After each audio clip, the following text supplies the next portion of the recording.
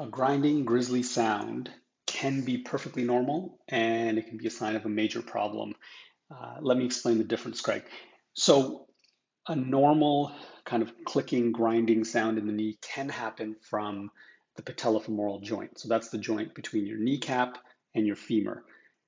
There's a very good chance that you had some issues around this joint even before surgery, and that it is possibly completely unrelated to the surgery. It sometimes is just more evident after you've had surgery. Where a grinding or grizzly sound is abnormal is if your joint itself is actually moving. This happens when a joint is unstable, typically before an ACL surgery, but in rare cases after an ACL surgery, that there is more joint movement happening than what should be happening. So in your case, Greg, if your sound is not associated with your knee feeling completely unstable, so say it clicks and grinds and then it's like, oh, my knee feels like it's going to give out, then that's a serious problem and you should definitely see a healthcare provider about that.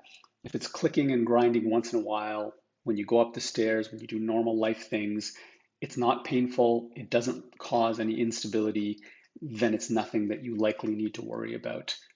Those are usually the two reasons that people have their knee making noises after surgery.